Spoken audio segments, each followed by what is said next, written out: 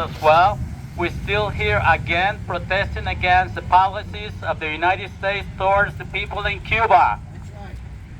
We here at the coalition, Wisconsin Coalition to Normalize Relations with Cuba, we welcome everyone, and we want to let you know that we oppose any policy of our government designed to increase the misery of the Cuban people in order to obtain political gain. We oppose the ban of travel to Cuba and the recently intensified U.S. economic embargo, which has restricted even food and medicine and discouraged third countries that seek to trade with Cuba. Good. We have a number of speakers today that are going to be presenting and giving us the opportunity to see how much support we have for them in the community. So I just want to, and then everyone is going to be gathering together because we're going to be having the rally, the caravan with all of us. So welcome everyone, and with me for our first speakers, we have Juan Miguel Martinez from the Milwaukee County Supervisor, District 12, where we are currently located. He is a union organizer and a journalist who recently was re-elected as a candidate supported by Democratic Socialists of America. Juan Miguel Martinez, welcome.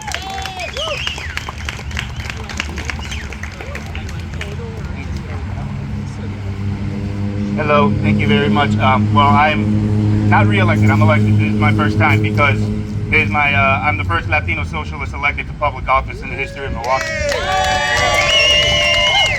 Something I'm very proud of because socialism is something I believe in very deeply, something that I feel that Latino people and communities of color need in order to really rise above and institute real changes that are going to affect our communities.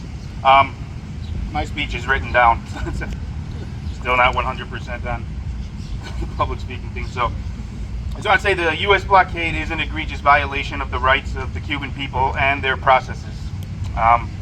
The impacts are felt all across the country, and it hampers self-determination as well as regional integration.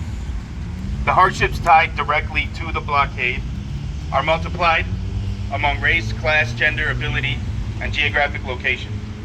Now, more than 60 years ago, the Cuban Revolution toppled a U.S.-backed dictatorship with the intent of implementing socialism, and that included throwing out U.S. companies like United Fruits, who had a stranglehold on the country. Rents were not only cut in half, but landlordism was abolished, and illiteracy was also abolished, which was rampant and done away with. The U.S. blockade bans any company or country from trading with Cuba. It causes shortages of food, fuel, medicine, and other vital and essential things from entering the country. This is a form of genocide on a people.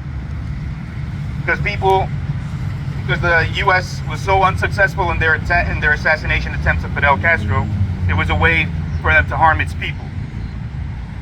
While some steps toward normalization were made under Obama, the removal of Cuba from the state terrorist list and the opening of travel restrictions, the freeing of the Cuban Five, true normalization cannot be realized until the embargo is lifted. So we're calling on Joe Biden to reverse the steps made by Trump and his administration, and that is why these caravans are so important. We must never stop fighting in solidarity with comrades in Cuba who are not getting the essential things they need. And these caravans take place all over the world, and I am proud to be part of the one here in Milwaukee.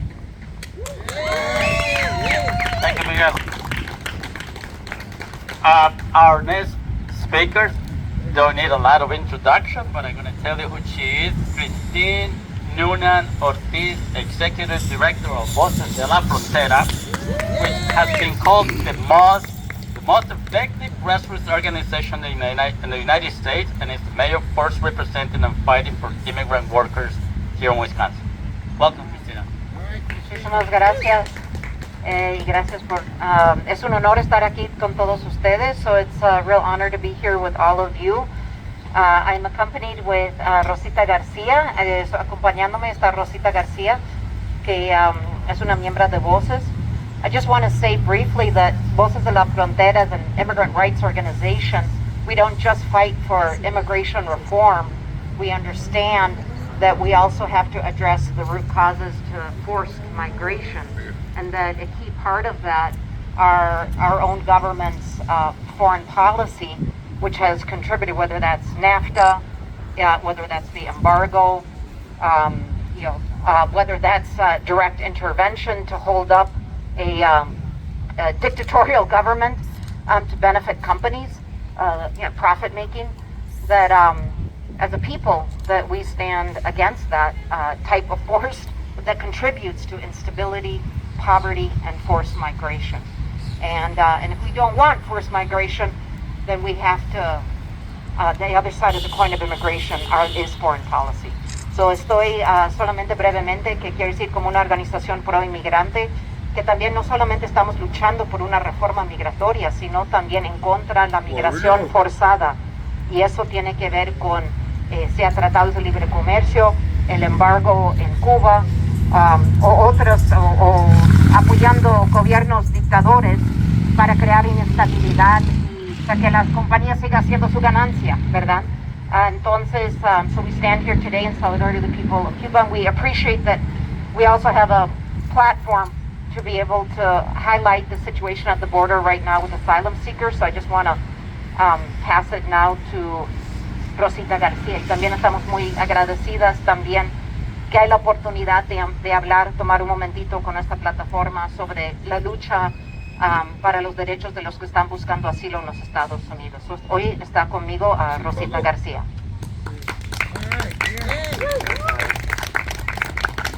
Muy buenos días, mi nombre es Rosita García, soy una chica trans. Que está pidiendo asilo en los Estados Unidos. So my name is Rosita Garcia, and I am a trans woman and from Guatemala, and I'm asking for asylum in the United States. Soy una chica trans de Guatemala que ha huido de la violencia, persecución desde los 10 años. Yo he tenido que vivir en las calles, durmiendo debajo de los puentes, en las orillas de los basureros, alcantarillas, porque la gente no acepta mi género de personalidad, porque ser una chica. As a trans woman from Guatemala, I have been fleeing violence and persecution since I've been 10 years old. I have been living on the streets. I have been sleeping under bridges, near near the dumpsters and in the sewers, because people have not accepted my personality, how I identify my gender. Porque ser una chica trans sufrió violencia, discriminación, tratas que quitan la vida, me trataron de quitar la vida echándome gasolina en el cuerpo para quemarme, incluso tengo cicatrices en el cuerpo, que me dieron 5 balazos, que cargo todavía las balas en el cuerpo. As a trans woman, I have suffered great violence, discrimination. They have even tried to take my life, throwing gasoline on my body to burn me. I still have scars all over my body, and I was shot 5 times in my right arm. Yo vengo huyendo de Guatemala y México. Pero estoy aquí, viva, fuerte. Comparto esto ustedes para que entiendan qué es lo que he sufrido de la comunidad del LGBTQ. But I am alive, strong, and I'm sharing this with you so that you can understand the suffering of the LGBTQ community. Yo vengo huyendo de Guatemala y México, donde traté de vivir muchos años. Yo estoy aquí porque quiero vivir libre, dejar que mi cabello me crezca, o sea, mi pelo me crezca, caminar sin temor que la gente me vaya a insultar o tirar piedras como hicieron en mi país. I come fleeing from Guatemala and Mexico, where I tried to live for many years. I'm here because I want to live free. I want to let my hair grow long. I want to walk without fear that people will insult me or throw stones, as was done to me in my country.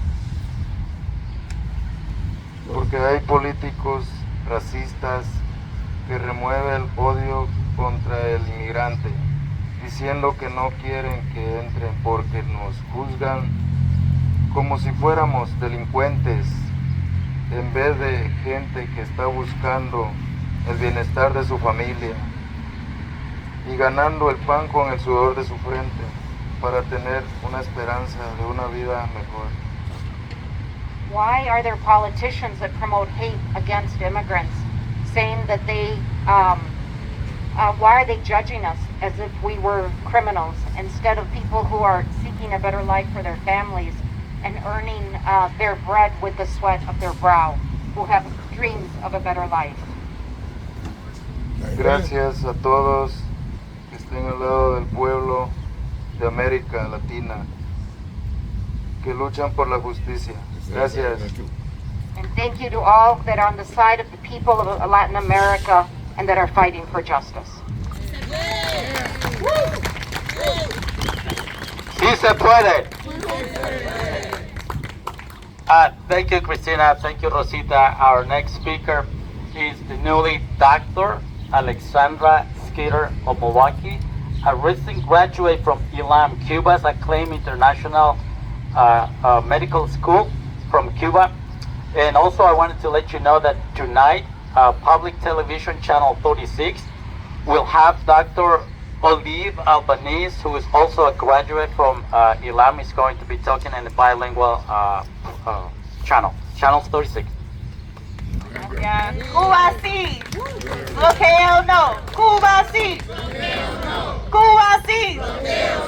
Cuba sí. Bueno, yes, give it up. So like he said, thank you so much. My name is Dr. Alexandra Skeeter. I'm a recent graduate of the Latin American Medical School, which is in Havana, Cuba. I graduated from the University of Minnesota in 2014, and I started my education there in August of 2014, and then 7 years later, here we are in 2022. And so I am here because I am from Milwaukee. I went to MPS. I graduated from Rufus King. I'm from the north side. And I just wanted to say thank you all for coming out here. Cuba is so special to me. They have given me a $300,000 medical school scholarship when, my family can't afford medical school. I don't know who can afford medical school. And so I am so thankful to Cuba. And we are here because this blockade is inhumane, and I've seen the damage that these sanctions do, especially during the pandemic. Cuba really suffered in terms of getting food and goods, and so you guys here just means a lot because you give hope and you give reason, and you are just here to stand up to the United States and to stand up to evil and to stand up to, I want to have a moment of silence for all the victims of gun violence. And so I'll start that now.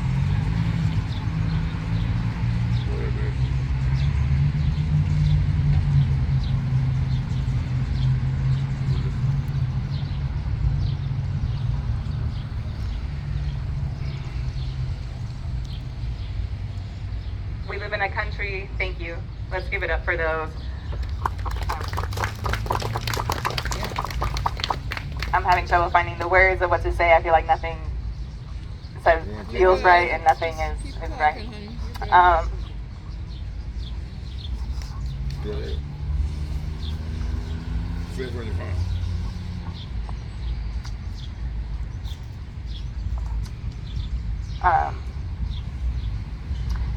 I just hope that these families and eventually can find peace some way, and eventually that peace can turn into joy, and I can't imagine being in that situation. And so we are here, we are fighting, we are here to fight against this government, and I'm going to be applying for residency, and hopefully I will be a doctor here in Milwaukee. In the fall, I will find out next year to fight maternal mortality rates that are high in this country, that have only risen 14% during the pandemic. And so that is where my heart is, and I love women and people with uteruses, and I want to be there for all of those people. So thank you so much for being here. You can contact me. I'll be here for a little bit longer, but you're beautiful. You're loved. Amen. Thank you, Alexandra. Dr. Alexandra. Good. Well, as you can see, while the United States sends weapons to other countries and erroneous policies to the people in Cuba, Cuba creates doctors. And that is the point. Okay, Alexandra, hopefully she's going to be here. And we have so many other doctors that have graduated from ILAM just to be in the United States. That's the irony of more than 60 years of policies that the United States has against the people in Cuba. Okay. Also, I want to thank our brothers and sisters from Voces that are here in the coalition. Yeah, thank you for being here. So, our next speaker is Tom Hansen from the Autonomous University of Social Movement. He was the chair and discussed the thoughts related to U.S. and Cuba. So some of you might wonder why the chair of the Autonomous University of Social Movements is speaking at a Cuba event. Well, we've been organizing study abroad programs in Cuba for the last 15 years. I was also the national coordinator of the Pastors for Peace caravans during the first 5 caravans that went to Cuba, and have been working in Cuba ever since 1989. So I know the country well. But I'm here to talk a little bit about the national reckoning that we're facing right now in the United States. 10 people killed in Buffalo. 21 people killed in Uvalde, in Texas. And there's a lot of discussion about the problem with weapons. Now, obviously, this is a problem. The production of weapons, like any other commodity, like a loaf of bread, like a table, like a car, and then for sale through a capitalist system, certainly is a problem. But I think we need to look a little bit deeper than just the production of weapons. We need to look at a system in which there are 11 times as many murders by weapon, by arms, in Milwaukee as there are in Cuba. 11 times as many. Cuba is a socialist country. The United States is a capitalist country. And I think we need to take a serious look at the difference between those two countries, the difference between those two systems. A socialist system spends money on health care, universal health care for every Cuban, universal free education for every Cuban. There are no homeless people in Cuba. There is no institutional racism in Cuba. In the United States, we have a capitalist system. We have a divided country. We have a country that's divided by class. And because the classes are defined by gender and by race to a large extent, we have a country that's divided along all kinds of social metrics. This is capitalism. This is a country where people compete with each other, where the idea is to make as much money as you can, and where it's legal to exploit, for one human being to exploit another human being. Cuba's not like that. So why does this blockade exist? It exists because Cuba is an example for people all over the world. Cuba is an example for people here in the United States. How can you possibly blockade a country and condemn a country that provides free health care, free education, that maintains a very, very low homicide rate in comparison to this country, that provides free food or subsidized food for the majority of the Cuban population, where there is no homelessness? How can you condemn a country like that? Well, it's the ruling class, the elites, the capitalist class in this country that does it. And we need to stand up not only for Cuba, but we need to stand up for socialism in this country. Thank you. Thank you, Tom. Since when providing healthcare, providing free education, providing many other things for the people is something wrong? Okay? That is the policies that the United States is against in Cuba. The coalition is a non-partisan and non-sectarian. It's not affiliated with and does not support any political party or candidate. We do not presume to tell the people of Cuba what political or economic system they should adopt. That is their decision on behalf of the sovereign nation with the right to self-determination. Next, I have Art Heiser, who is our founder of the coalition, who is going to give us some really great thoughts as well. Thank you, Omar, and thank you all for being here. So it'd be wrong to say I'm the founder. There were whole group of people came together about 25 years ago. I was in the room where it happened, but I was no one person. But maybe I've been around for a while. Who knows? So I want to put what we're doing here today in a little bit of context, and also ask how you can help. This whole movement of having the caravans, generally on the last Sunday of the month, was started in Miami by a Cuban American named Carlos Lazo, and they've been going for more than a year in Miami, and they've been growing. And as you know, there are some people in Miami who don't quite agree with normalizing relations with Cuba. So in the last month, one of the Contra guys, is what I'll call him, who has like a radio show with like 90,000 followers, said they're all communists, they're all terrible, they hate America, etc. And hundreds of thousands of people should show up and block them from having their caravan. So as a result of this, people from all over the country have been appealing to the head of Miami-Dade County and the head of Miami. They have two kind of mayors, saying that freedom of speech is important in this country, and the right for people in the Miami area to express their point of view, including if they want to have relaxed, normal relations with Cuba, must be protected.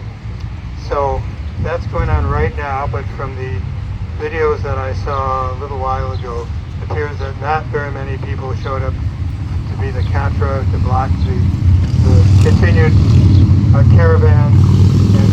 But there are around the country and even in Canada, 10 different cities, simultaneously there are caravans just like ours going on. But Miami is the key, the founding one, and the biggest. And apparently they have beat back the attempt to squash them. So that's important. Now, how can you help? There's lots of ways you can help, but one of them is financially. So this is a little can, this is donations welcome. Maybe we could get someone to pass this around. So having these events is not the most expensive thing in the world, but it's also not free. Getting these signs and the little flags and the big flags and all that stuff. So we appreciate your support to continue going. We will be next month, the last Sunday of the month, June 26th at 1 p.m. We'll be over in the east side, the Zao MKE Church on Kenwood, right across the street from the UWM Union. We'll be there the last Sunday of June. And we'll be continuing as long as the weather is decent through the end of the year. So we can appreciate your support for that. But we also got a special invitation from our comrades or colleagues in Chicago saying that they wanted to bring Carlos Lazo to Chicago and would Milwaukee be interested in bringing him up for a day or so. He's a very inspirational figure, and they wanted to see if we could share in the plane fare. He's currently living in Seattle, although he spends lots of time in Miami.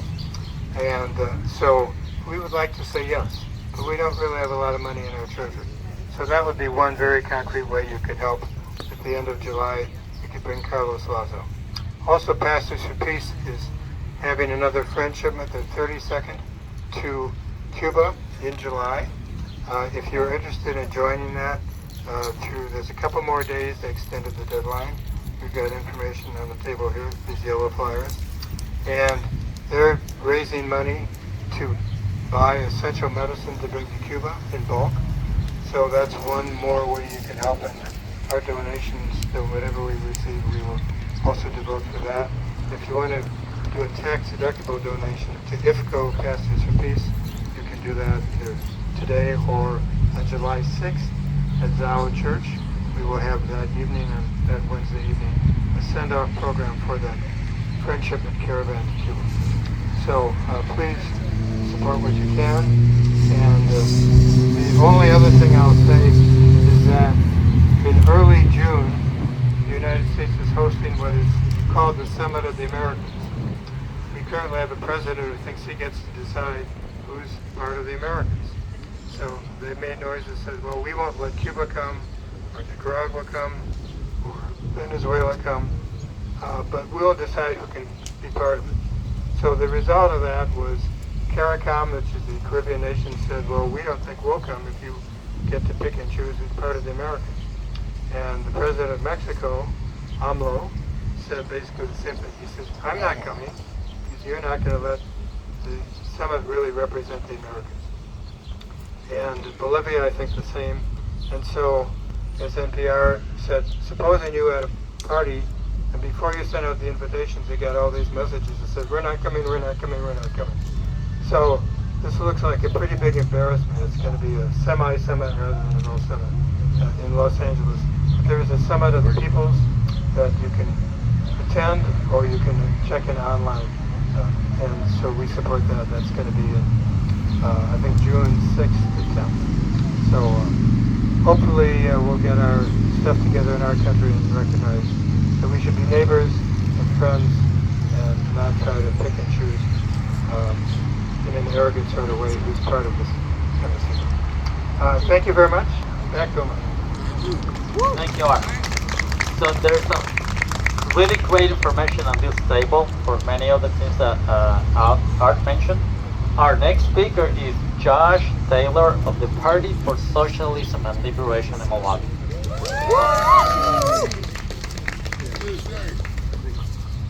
Hey, good afternoon, everyone. Like you said, I'm Joshua Taylor with the Party for Socialism and Liberation, a lifelong resident of Milwaukee from kindergarten to graduate school.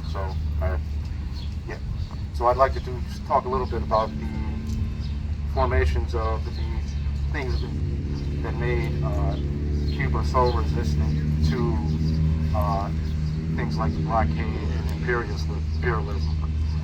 Many of us are familiar with the story of Cuba's recent revolution that was initiated on July 26th of 1953. We know who history was absolved because we saw the defeat of the U.S.-backed Batista regime in '59.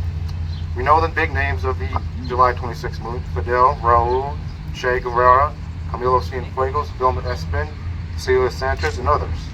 We know about Cuba's national literacy program that taught 700,000 people in the countryside how to read and write.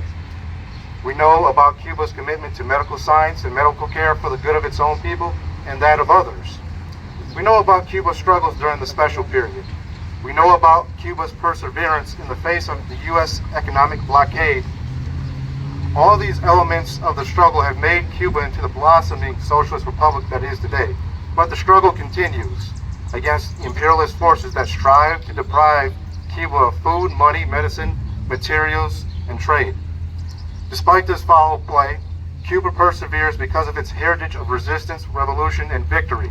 For 500 years, Cubans have been trained for victory through dedication to self-determination and participatory democracy.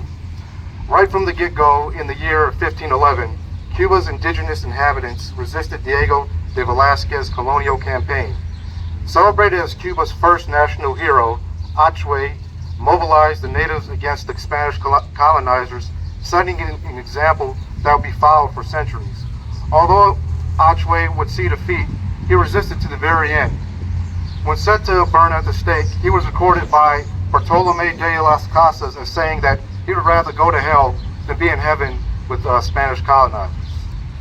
Despite the reign of colonialism and slavery for the next 300 years, Native and African people would resist the entire time through rebellions, escaping and establishing maroon communities.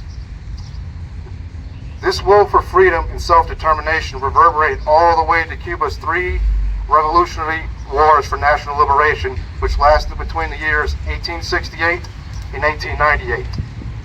Major figures like Felix Varela, Carlos Manuel Cespedes, and the great Jose Marti provided ideological refinement and leadership to these liberation struggles. However, the masses of former slave and peasant guerrilla fighters called Mambises provided the force to rid Cuba of Spanish oppression and slavery. During the national liberation period, the principles of participatory democracy were further embedded into Cuban culture. The 4 constitutions created during that time emphasized participation in social commitment. They enshrined the right of freedom for all inhabitants of the republic. They set the voting age to 16 years of age. They rejected property and literacy requirements for voting, and they implemented secret ballot voting overseen by electoral boards. They also established in liberated zones things called prefecturas, that were made to tend to the economic and social needs of their people as best as possible. They had free primary education for children and adults, elections, workshops that supplied basic necessities, and even small hospitals, all while fighting the Spanish colonizers. In the Third War, Martí founded the Partido Revolucionario Cubano, which led the Cubans to national and social emancipation from Spain. Martí detailed his vision for a liberated Cuba, saying, "I want the first law of our republic to be the Cuban idea of full dignity for man." Following Jose Marti's death, the Mambises liberated 70% of the territory, including the past for this vision. However, that national vision would be put on hold for a bit longer due to the intervention by the U.S. in 1898. For 61 years, Cuba would be under the boot of the U.S., with its countryside serving as a sugar plantation for foreign capitalist companies, and its cities as playgrounds for the rich, corrupt politicians, and the even American mafia. Nevertheless, the specter of the guerrilla fighters, the Mambises, and a culture infused with an ethic that favored the Cuban collective over capital prevented perpetual domination by U.S. imperialism. The aforementioned July 26th movement would complete the revolutionary mission for national liberation, ejecting kleptocratic misleaders like Batista and U.S. capitalist interests. After this was completed, Cuba carried on the next stage of its revolution, the establishment of socialist democracy through emancipation of society from the chains of capitalist accumulation. In contemporary Cuba, democracy is in constant motion. It's not a static thing, due to the mass organizations like CDRs, which means Committees for the Defense of the Revolution. They're organized all the way from the neighborhood block level all the way to the national level. They are organized and led by the people, who assert control over their government through various methods. One prominent method being the submission of suggestions, revisions, or demands. One current example of this current reform of their constitution is the family code referendum that's going in place right now.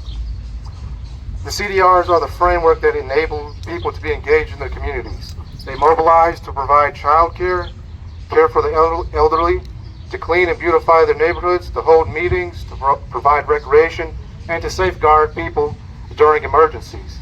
They have participated in every historical event in Cuba's contemporary history. These are people organizing themselves for the protection and progression of their society. To me, this is what democracy really looks like. When we look at the past and present, it's clear that the Republic of Cuba is dedicated fully to a socialist democracy that holds to the highest value the well-being of its people and the well-being of even other people. We should take it as our duty to learn from their example and fight with everything we have the economic blockade. And I'd like to close with a quote from the current president, Miguel Diaz-Canel. "Our strength lies in human values, inspired by Martí and Fidel, in the power of truth, and in the transforming capacity of education and culture. These securities are not listed on the stock exchange. They do not depend on the fluctuations of the market. They are sown with the learning of history and are strengthened in the practice of solidarity. Times are still complex and challenging, but we are already trained, firm and convinced, ever onward to victory. Thank you, Josh. Before we get ready for the rally today, Al has a couple of announcements.